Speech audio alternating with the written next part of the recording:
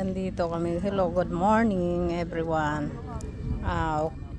November 3 ngayon. Pero hindi kami nakadalaw kan Manay Silya sa kapatid ko nung November 1. Kasi dito ito sa Bulacan, kami nasa Maynila. Ngayon lang kami nakadalaw dahil ngayon nagpunta kami ng Bulacan. At inviting din kami sa pabinyag ni Shaula sa apo mo Mananda, kaya kami nagpunta na rin dito sa iyo tuloy dalaw. Dito po yan, nasa cemetery po, marami pong nagdadalaw yan. Pista pa rin dito kasi November 1 pista, ayun, kaya dalaw-dalaw na lang kami.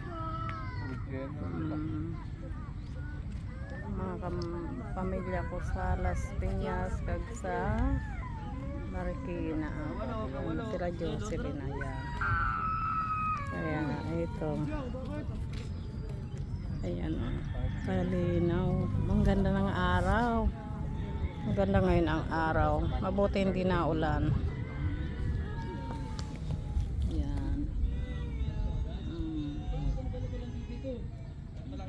Siya pa naman na yan, kung ngayon lang kami nakadalaw. Malapit ng birthday mo, diba? Ayan, ayan sila, oh.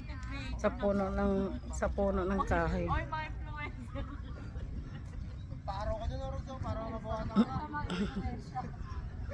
Paro ka dun. Ayan, andun sila nakaupo sa puno ng kahoy.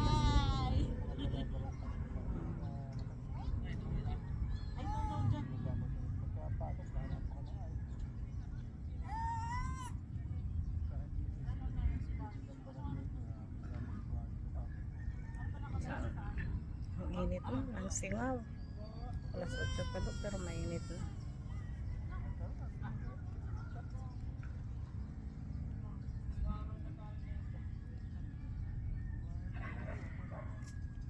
Hello. 2 taon na nakaka-uwi ako ng pista ng mga patay. Nandito ako sa Pilipinas. Last year, November 1 dito din ako, at ngayon naman. Okay, bye bye.